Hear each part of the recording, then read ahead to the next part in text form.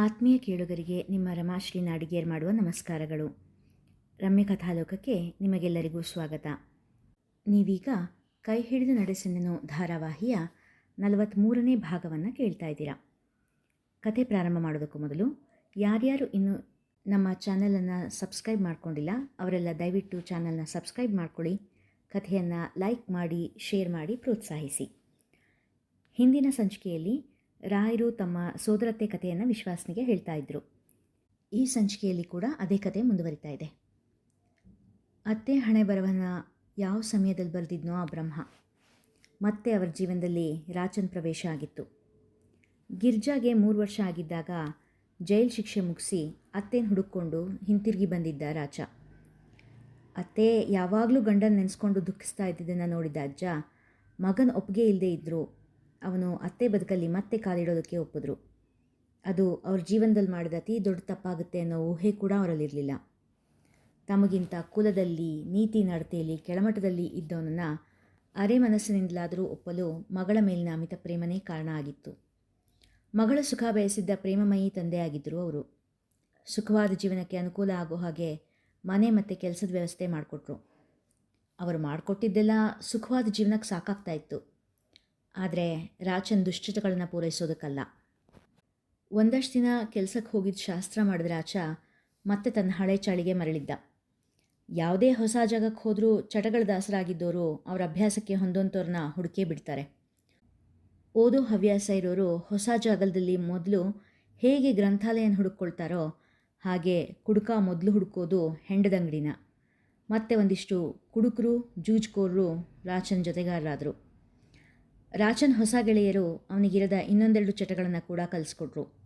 ಪರಿಣಾಮ ಅತ್ತೆಗೆ ಕೇರಿಗೊಬ್ಬರಂತೆ ಹೊಸ ಹೊಸ ಸವತೀರ್ಜನನ ಆಗಿತ್ತು.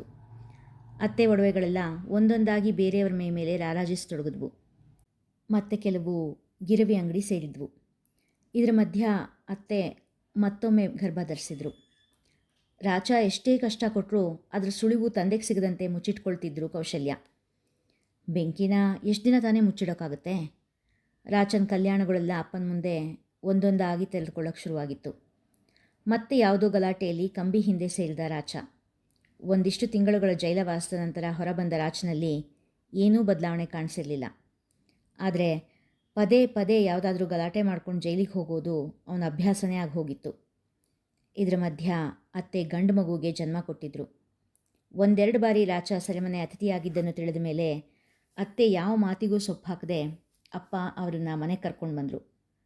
ಅವ್ರ ಜೊತೆಗೆ ಗಿರ್ಜಾ ಹಾಗೆ ಹಸಗೂಸು ಶಂಕರ ಕೂಡ ಬಂದಿದ್ದರು. ಹಾದಿ ತಪ್ಪಿದ ಮಗಳ ಸಂಸಾರ ನೋಡಿ ಕಂಗೆಟ್ಟ ಅಜ್ಜ ಆಘಾತದಿಂದ ಶಿವನ ಪಾದ ಸೇರಿದ್ರು. ಕೈಲಾಸವಾಸಿಗಳಾಗೋ ಮೊದಲು ಅತ್ತೆ ಹಾಗೂ ಮಕ್ಕಳನ್ನು ನಮ್ಮ ತಂದೆ ಮಡ್ಲಿಗೆ ಹಾಕಿ ಗಿರಿಜೆಯನ್ನು ಮನೆ ಸೊಸೆಯಾಗಿ ತುಂಬಿಸ್ಕೋ ಅಂತ ಹೇಳಿ ಕಣ್ಣು ಮುಚ್ಚಿದ್ರು. ದೊಡ್ಡದೊಂದು ನೆಟ್ಟಿಸರು ರಾಯರಿಂದ ಹೊರಬಂದಿತ್ತು. ಇತ್ತ ಪೊಲೀಸ್ ಸ್ಟೇಷನ್ನಲ್ಲಿ, ಸರ್, ನಾನೊಂದು ಕಂಪ್ಲೇಂಟ್ ಕೊಡಬೇಕಾಗಿತ್ತು. ಆಧುನಿಕ ವೇಷದಲ್ಲಿದ್ದ ಸುಮಾರು 30 ವರ್ಷದ ಮಹಿಳೆ ಪೊಲೀಸ್ ಸ್ಟೇಷನ್ನಿಗೆ ಬಂದಿದ್ದರು. ಸರಿನಮ್ಮ, ಏನು ಪ್ರಾಬ್ಲಮ್ ಅಂತ ಹೇಳಿ, ಆಮೇಲೆ ನಮ್ಮ ರೈಟರ್ ಹತ್ರ ಎಲ್ಲ ಡೀಟೇಲ್ಸ್ ಕೊಡಿ ಎಂದ ಇನ್ಸ್ಪೆಕ್ಟರ ಎದುರಿಗೆ ಕುಳಿತ ಮಹಿಳೆ. ಸರ್, ನಾನು ಹೊಂಗಿರಣ ಎಸ್ಟೇಟ್ ಓನರ್ ಮಾಯಾ ಅಂತ ಎಂದು ಹೇಳಿದಾಗ ಅಲ್ಲಿದ್ದ ಎಲ್ಲರೂ ಒಂದು ಕ್ಷಣ ದಂಗು ಬಡಿದ ಹಾಗೆ ನಿಂತರು. ಮಾಯಾ, ನೀವಾ? ಆಶ್ಚರ್ಯದಿಂದ ಕೇಳಿದರು ಆ ಇನ್ಸ್ಪೆಕ್ಟರ್. ಹಾಂ ಸರ್, ನನ್ನ ಹೆಸರು ಮಾಯಾ ಎಂದರು ಆ ಮಹಿಳೆ. ಅರೆ, ನೀವು ಕಾಣಿಸ್ತಾ ಇಲ್ಲ ಅಂತ ನಿಮ್ಮ ತಾಯಿ ಕಂಪ್ಲೇಂಟ್ ಕೊಟ್ಟಿದ್ದಾರಲ್ಲ ಎಂದವರು ಮಾಯಾ ತಾಯಿ ಕೊಟ್ಟ ಕಂಪ್ಲೇಂಟ್ ಕಾಪಿ ತೆಗೆದು ನೋಡಿದರು. What nonsense! ನಮ್ಮ ತಾಯಿ ಇಲ್ಲಿ ಹೇಗೆ ಕಂಪ್ಲೇಂಟ್ ಕೊಡೋಕ್ಕೆ ಸಾಧ್ಯ? ಅವರು ಆಸ್ಟ್ರೇಲಿಯಾದಲ್ಲಿದ್ದಾರೆ. ಅಚ್ಚರಿಯಿಂದ ನೋಡಿದಳು ಆ ಮಹಿಳೆ. ಮಾಯಾ ತಾಯಿ ಕೊಟ್ಟ ಕಂಪ್ಲೇಂಟ್ ಕಾಪಿಯನ್ನು ಮಾಯಾಳ ಮುಖವನ್ನು 2 ಬಾರಿ ಬದಲಿಸಿ ನೋಡಿದ ಇನ್ಸ್ಪೆಕ್ಟರ್, ನಿಜವಾಗ್ಲೂ ನೀವು ಮಾಯಾನಾ? ಅಂದರೆ ಹೊಂಗಿರಣ ಎಸ್ಟೇಟ್ ಓನರ್ ಮಾಯಾ ನೀವಾ? ಮತ್ತೆ ಅಪನಂಬಿಕೆಯಿಂದ ಕೇಳಿದಾಗ ಮಾಯಾಳ ಪಿತ್ತ ನೆತ್ತಿಗೇರಿತು. ಉಫ್, ಯಾಕ್ರಿ ಇಷ್ಟು ಅನುಮಾನ?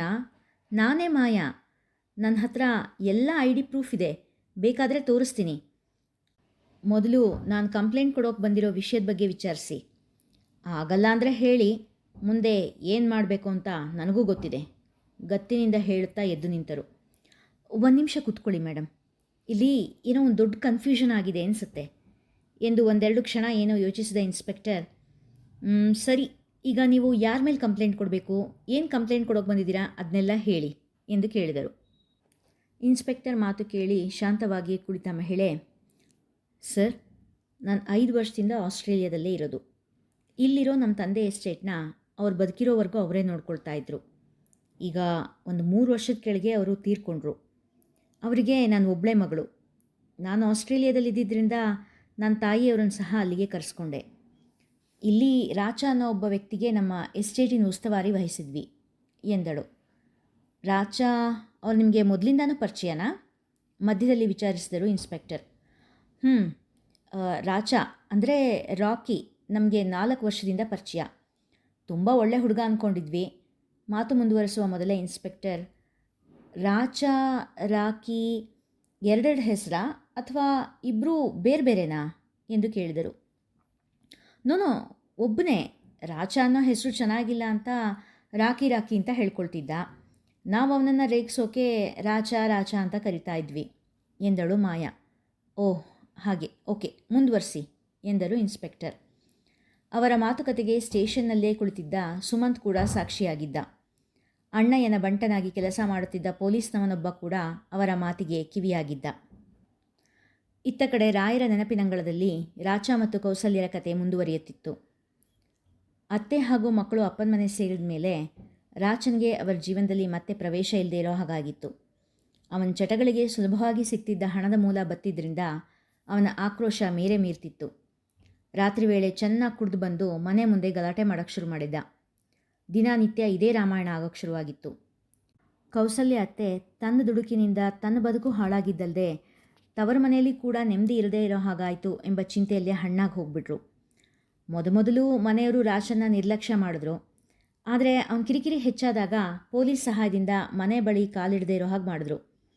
ಅಲ್ಲಿನ ಒಂದು ದಂಬಡಿನೂ ಹುಟ್ಟಲ್ಲ ಅಂತಾದಾಗ ರಾಚ ಊರನ್ನೇ ಬಿಟ್ಟು ಹೋಗ್ಬಿಟ್ಟ. ಮತ್ತೆ ಕೆಲವು ವರ್ಷಗಳು ಅತ್ತೆ ಪಾಲಿಗೆ ನೆಮ್ಮದಿ ತಂದಿರೋ ದಿನ ಆಗಿದ್ವು. ಗಿರ್ಜೆ, ನಾನು ಹಾಗೂ ಶಂಕರ ಒಟ್ಟಿಗೆ ಬೆಳೀತಾ ಇದ್ವಿ. ವಯಸ್ಸಿನಲ್ಲಿ ಹಿರಿಯನಾಗಿದ್ದರಿಂದ ಅವರಿಬ್ಬರ ಜವಾಬ್ದಾರಿ ನಂದಾಗಿತ್ತು. ಮೊದಲಿಂದಲೂ ಗಿರ್ಜೆನ ನನ್ನ ಹೆಂಡ್ತಿ ಅಂತ ಎಲ್ಲರೂ ಹೇಳ್ತಾ ಇದ್ದಿದ್ದರಿಂದ ಅವಳ ಮೇಲೆ ತುಸು ಹೆಚ್ಚೇ ಮುತುವರ್ಜಿ ವಹಿಸ್ತಾ ಇದ್ದೆ. ಶಂಕರನ್ಗೆ 10 ವರ್ಷ ಇದ್ದಾಗ ಅತ್ತೆ ಬಾಳಲ್ಲಿ ಮತ್ತೆ ರಾಚನ ಆಗಮನ ಆಗಿತ್ತು. ಆದರೆ ಈ ಬಾರಿ ಅವನು ನೇರವಾಗಿ ಬರಲಿಲ್ಲ. ಮಗನ ಮೂಲಕ ನಮ್ಮ ಬಾಳಲ್ಲಿ ಪ್ರವೇಶ ಪಡೆದಿದ್ದ. ಇಷ್ಟು ಹೇಳಿ ನಿಟ್ಟಿಸರು ಬಿಟ್ಟರು ರಾಯರು. ಅದೇ ವೇಳೆಗೆ ವಿಶ್ವಾಸ್ನ ಮೊಬೈಲ್ ರಿಂಗ್ ಆಗಿತ್ತು. ಮಾಯಾ ಪೊಲೀಸ್ ಸ್ಟೇಷನಿಗೆ ಬಂದಿದ್ದಾರೆ ಎಂಬ ಸಂದೇಶ ವಿಶ್ವಾಸನನ್ನು ತಲುಪಿತ್ತು. ರಾಯ್ರೆ, ಅಂಕದ ಪರದೆ ಮೇಲೇಳ್ತಾ ಇದೆ. ಪಾತ್ರಧಾರಿಗಳು, ಸೂತ್ರಧಾರರು ಎಲ್ಲರೂ ಹೊರಗೆ ಬರಲೇಬೇಕು. ನೀವು ಕತೆ ಮುಂದುವರಿಸಿ ಎಂದ ವಿಶ್ವಾಸ. ರಾಯರು ಮಾತು ಮುಂದುವರಿಸಿದ್ದರು. ನಾನು ಪಟ್ಟಣದಲ್ಲಿ ಕಾಲೇಜ್ನಲ್ಲಿ ಓದ್ತಾ ಇದ್ದೆ. ಗಿರ್ಜೆ ಹಾಗೂ ಶಂಕರ ನಮ್ಮೂರಲ್ಲೇ ಶಾಲೆಗೆ ಹೋಗ್ತಾ ಇದ್ದರು. ಆ ಸಮಯದಲ್ಲೇ ಮತ್ತೊಮ್ಮೆ ಊರಿಗೆ ಕಾಲಿಟ್ಟಿದ್ದ ರಾಚ. ಅದ್ಯಾವ ಮಾಯದಲ್ಲೋ ಮಗನ ಸಖ್ಯನ ಬೆಳೆಸಿದ್ದ. ರಾಚನ ಇರುವನ್ನೇ ಮರ್ತಿದ್ರಿಂದ ಅವನ ಪ್ರವೇಶದ ಅರಿವು ಮನೆಯವರಿಗೆ ಯಾರಿಗೂ ಆಗಲೇ ಇಲ್ಲ. ತನ್ನ ದುಶ್ಚಟಗಳಿಗೆ ಮಗನ ಮೂಲಕ ನಮ್ಮನೆ ಖಜಾನೆಗೆ ಕೈಯಿಟ್ಟಿದ್ದ ರಾಚ. ಮನೆಯಲ್ಲಿ ಸಣ್ಣ ಮೊತ್ತದ ದುಡ್ಡು ಕಾಣೆ ಆಗ್ತಾ ಇದ್ದಿದ್ದು ಯಾರ ಗಮನಕ್ಕೂ ಬರಲೇ ಇಲ್ಲ. ಮರ್ತಿಯಲ್ಲೋ ಇಟ್ಟಿರಬೇಕು ಅಥವಾ ಖರ್ಚು ಮಾಡಿ ಮರ್ತಿರಬೇಕು ಎಂಬ ಭಾವನೆಯಲ್ಲೇ ಮನೆ ಜನ ಮೈಮರ್ತಿದ್ದು ರಾಚನ್ಗೂ ಹಾಗೂ ಅವನ ಮಗನಿಗೂ ಅನುಕೂಲವಾಗಿತ್ತು. 10 ವರ್ಷದ ಹುಡುಗನಿಗೆ ಬೀಡಿ, ಚುಟ್ಟ, ಇಸ್ಪೇಟ್ನಂಥ ವಿದ್ಯೆ ಕಲಿಸ್ತಿದ್ದ ಅವನ ಹೆತ್ತಪ್ಪ. ಮನೆಯವರಿಗೆ ಸುಳಿವೇ ಸಿಗದಂತೆ 2 ವರ್ಷಗಳ ಕಾಲ ಈ ಮೋಸದಾಟ ನಡೀತಿತ್ತು. ಚಿಕ್ಕ ಪುಟ್ಟ ಬೆಳ್ಳಿ ದೇವರ ಸಾಮಾನುಗಳು ಮನೆಯಿಂದ ಕಾಣೆಯಾದಾಗ ಮನೆಯಲ್ಲಿ ಸ್ವಲ್ಪ ಜಾಗೃತರಾದರೂ ಆ ಹೊತ್ತಿಗೆ ಹುಡುಗ ಕೈಮೀರಿ ನಡೆದಾಗೋಗಿತ್ತು. ದೇವರ ಮುಂದಿನ ನೀಲಾಂಜನ ಕದಿಯುವಾಗ ಸಿಕ್ಕಿಬಿದ್ದ ಮಗನ್ನ ಕಂಡು ಕೌಶಲ್ಯ ಅತ್ತೆ ಕುಸಿದು ಹೋದರು. ಬಿದ್ದ ಚಡಿಯೇಟಿಗೆ ರೋಷಗೊಂಡ ಶಂಕರ ಕೈಗೆ ಸಿಕ್ಕ ಹಿತ್ತಾಳೆ ಹೂದಾನಿಯಿಂದ ಅತ್ತೆ ತಲೆಗೆ ಬೀಸಿ ಹೊಡೆದಿದ್ದ. ರಕ್ತದ ಮಡುವಲ್ಲಿ ಬಿದ್ದ ತಂಗಿಯನ್ನು ಕಂಡು ಮಿಡುಕಿದ ನನ್ನಪ್ಪ ಶಂಕರನನ್ನು ಪೊಲೀಸರ ವಶಕ್ಕೊಪ್ಪಿಸಿದ್ರು. ಬಾಳಿಗೆ ಆಧಾರವಾಗ್ತಾನೆ ಎಂದು ನಂಬಿದ್ದ ಮಗ ತಂದೆಯಂತೆಯೇ ಹಾದಿ ತಪ್ಪಿದ್ದು ಕಂಡ ಕೌಸಲ್ಯ ಅತ್ತೆ ಅಕ್ಷರಶಃ ಕುಸಿದು ಹೋದರು. ಮಗ ಕೊಟ್ಟ ಪೆಟ್ಟಿನಿಂದ ಒಂದಿಷ್ಟು ದಿನ ನರಳಿದ ಕೌಸಲ್ಯ ಅತ್ತೆ ತಮ್ಮ ಪ್ರಾಣ ಹೋಗೋ ಸಮಯದಲ್ಲಿ ನನ್ನ ತಂದೆ ಬಳಿ ಗಿರ್ಜೆಗೂ ನನಗೂ ಮದುವೆ ಮಾಡಿಕೊಂಡಂತೆ ಕೋರ್ಕೊಂಡು ಮಗನನ್ನು ಪೊಲೀಸರು ವಶದಿಂದ ಬಿಡಿಸೋಂಗೆ ಕೈ ಮುಗಿದು ಬೇಡ್ಕೊಂಡ್ರು. ನನ್ನ ಗಿರ್ಜೆ ಮದುವೆಗೆ ಒಪ್ಪಿದ್ದ ಅಪ್ಪ ಶಂಕರನ ಬಿಡುಗಡೆಗೆ ಸಮ್ಮತಿಸಲೇ ಇಲ್ಲ. ತನ್ನ ತಂಗಿ ಸಾವಿಗೆ ಕಾರಣನಾದ ಅವಳ ಮೊಗದ ಮೇಲೆ ಮುಗಿಯದ ರೋಷ ಇತ್ತು. ಶಂಕರ ಅಪ್ರಾಪ್ತ ಬಾಲಕನಾಗಿದ್ದರಿಂದ 6 ತಿಂಗಳು ಶಿಕ್ಷೆಯಾಗಿತ್ತು. ಬಾಲಾಪರಾಧಿಗಳನ್ನು ಸುಧಾರಿಸಲಿರೋ ರಿಮೈಂಡ್ ಹೋಮ್ನಲ್ಲಿ ಅವನನ್ನು ಇರಿಸಿದ್ರು. ಶಿಕ್ಷೆ ಮುಗಿಸಿ ಬರುವಾಗ ಅವನ ತಪ್ಪಿನ ಅರಿವು ಅವನಿಗಾಗಿರುತ್ತೆ ಅನ್ನೋ ನಮ್ಮ ತಂದೆಯವರ ನಂಬಿಕೆಗೆ ಬಲವಾದ ಕೊಟ್ಲಿ ಪೆಟ್ಟು ಬಿದ್ದಿದ್ದು ಬಿಡುಗಡೆ ದಿನ ಅವನ ಕಣ್ಣಲ್ಲಿ ನಮ್ಮಡೆಗಿನ ದ್ವೇಷದ ಕಿಡಿ ಕಂಡಾಗ. ಅವನು ಬಾಲಾಪರಾಧಿಗಳ ಜೊತೆ ಕಳೆದ 6 ತಿಂಗಳು ಅವನನ್ನು ಅಪರಾಧದ ಲೋಕಕ್ಕೆ ಪರಿಚಯಿಸಿತ್ತು. ಅಲ್ಲಿಂದ ಬಿಡುಗಡೆಗೊಂಡವನು ತನ್ನ ತಂದೆ ಜೊತೆಗೂಡಿ ಪಾತಕಿಗಳ ಪಾಪಕೂಪಕ್ಕೆ ಅಡಿಯಿಟ್ಟನು. ಮುಂದೆ ಎಷ್ಟೋ ವರ್ಷಗಳ ಕಾಲ ಅವನ ಸುಳಿವೇ ನಮಗಿರಲಿಲ್ಲ. ತನ್ನ ತಂಗಿ ಕೇಳ್ಕೊಂಡ ಹಾಗೆ ಶಂಕರ್ನನ್ನು ಪೊಲೀಸರ ವಶದಿಂದ ಬಿಡಿಸಿದ್ರೆ ಅವನು ಮುಂದೆ ಸಮಾಜಘಾತಕ ಆಗೋದನ್ನು ತಪ್ಪಿಸಬಹುದಿತ್ತೇನೋ ಎಂಬ ಕೊರಗು ಅಪ್ಪನ್ನ ಕಾಡತೊಡಗಿತ್ತು. ರಾಯರ ನೆನಪಿನ ಉಗ್ರಾಣದಲ್ಲಿ ಇನ್ನೂ ಎಷ್ಟೋ ಮಾತುಗಳು ಬಾಕಿ ಇತ್ತು. ರಾಚ ಅಂದರೆ ರಾಕಿ ನಿಮಗೆ ಹೇಗೆ ಪರಿಚಯ? ಬರೀ ಪರಿಚಯದ ಆಧಾರದ ಮೇಲೆ ನೀವು ಅವನಿಗೆ ನಿಮ್ಮ ಎಸ್ಟೇಟ್ ನೋಡ್ಕೊಳ್ಳೋಕೆ ಕೊಟ್ಬಿಟ್ರಾ? ಇನ್ಸ್ಪೆಕ್ಟರ್ ತನ್ನ ಸಂದೇಹ ಮುಂದುವರಿಸಿದ.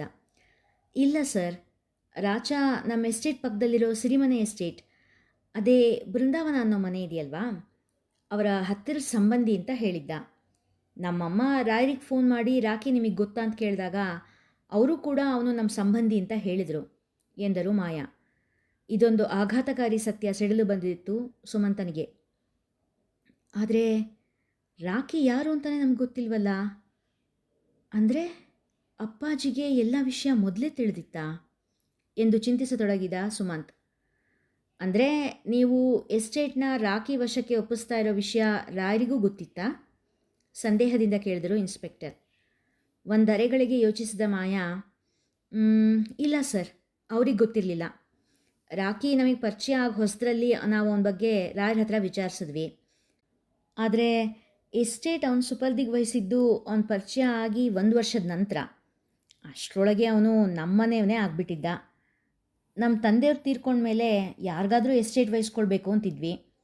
ಅಷ್ಟರಲ್ಲಿ ರಾಕಿ ಕೂಡ ಇಂಡಿಯಾಕ್ಕೆ ವಾಪಸ್ ಹೋಗೋ ಯೋಚನೆಯಲ್ಲಿದ್ದ.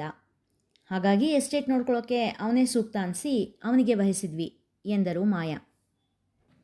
ಬಾಸ್, ಮಾಯಾ ಅಂತ ಹೇಳಿಕೊಂಡು ಯಾವುದೋ ಹೆಂಗಸು ಪೊಲೀಸ್ ಸ್ಟೇಷನಿಗೆ ಬಂದಿದೆ, ಆದರೆ ಅವಳು ನಮ್ಮ ಮಾಯಾ ಅಲ್ಲ ಎಂಬ ಸುದ್ದಿಯೊಂದು ತೇಲಿ ಬಂದು ಅಣ್ಣಯ್ಯನ ಕಿವಿ ತಲುಪಿತ್ತು. ಅಯ್ಯೋ, ಆ ಮಾಯಾ ಮೇಡಮ್ ಬೇರೆ ಬಂದುಬಿಟ್ಟಿದ್ದಾರಾ? ಇನ್ನಿಲ್ಲಿ ನನಗೆ ಕಷ್ಟನೇ, ಇದಕ್ಕೆಲ್ಲ ಮುಕ್ತಾಯ ಹಾಡಲೇಬೇಕು ಎಂದು ಯೋಚಿಸಿದ ಅಣ್ಣಯ್ಯ ಅರುಣನ ಕಡೆ ತಿರುಗಿ, ನೀನು ಸರಿಯೋ ನಿಯತ್ ಹೇಗಿದೆ ಅನ್ನೋ ಪರೀಕ್ಷೆ ಈಗ ನಡೀಬೇಕು ಎಂದು ಹೇಳಿ ತನ್ನ ಮುಂದಿನ ಯೋಜನೆ ವಿವರಿಸಿದ. ಅರುಣ ಅಣ್ಣಯ್ಯನ ಮಾತಿನಂತೆ ನಡೆದುಕೊಳ್ಳಲು ಹೊರಬಂದವನು ತನ್ನ ಗೆಳೆಯನಿಗೆ ಫೋನ್ ಮಾಡಿದ. ಪಚ್ಚಿ, ನಾನು ಕಳಿಸೋ ಲೊಕೇಶನ್ಗೆ 4 ಜನ ಹುಡುಗರನ್ನ ಕಳಿಸ್ಬಿಡು, ತುಂಬ ಅರ್ಜೆಂಟ್ ಎಂದು ಹೇಳಿ ತನ್ನದೇ ಆಟ ಆಡಲು ದಾಳ ಉರುಳಿಸುವ ಯೋಜನೆ ಮಾಡಿದ. ಸರಯು ಯಾರಿಂದ ತಪ್ಪಿಸಿಕೊಂಡು ತನ್ನವರನ್ನೆಲ್ಲ ಬಿಟ್ಟು ಓಡಿ ಬಂದಿದ್ದಳೋ ಅದೇ ಪ್ರಶಾಂತ ಅರುಣನಿಗೆ ಸಹಾಯ ಮಾಡಲು ಬರುತ್ತಿದ್ದ. ಅವಳನ್ನು ಕಾಪಾಡುವ ಹೊಣೆ ಹೊತ್ತಿದ್ದ ಸುಮಂತ್ ಪೊಲೀಸ್ ಸ್ಟೇಷನ್ನಲ್ಲಿ. ಹಾಗೆ ಏನೂ ತೊಂದರೆಯಾಗಲು ಬಿಡುವುದಿಲ್ಲ ಎಂದು ಹೇಳಿದ್ದ ವಿಶ್ವಾಸ್ ರಾಯರ ಬಳಿಯಲ್ಲಿ. ಬಹುಶಃ ಸರಯುವಿಗೆ ಅಪಾಯ ತಪ್ಪಿದ್ದಲ್ಲ ಅನ್ನಿಸುತ್ತೆ. ಹಾಗಾದರೆ ಸರಯುವಿನ ಮುಂದಿನ ಕಥೆ ಏನಾಗುತ್ತೆ ಅಂತ ತಿಳ್ಕೊಳ್ಬೇಕಾದ್ರೆ ಮುಂದಿನ ಸಂಚಿಕೆವರೆಗೂ ಕಾಯಲೇಬೇಕು. ಕಾಯ್ತೀರಾ ಅಲ್ವಾ? ಧನ್ಯವಾದಗಳು.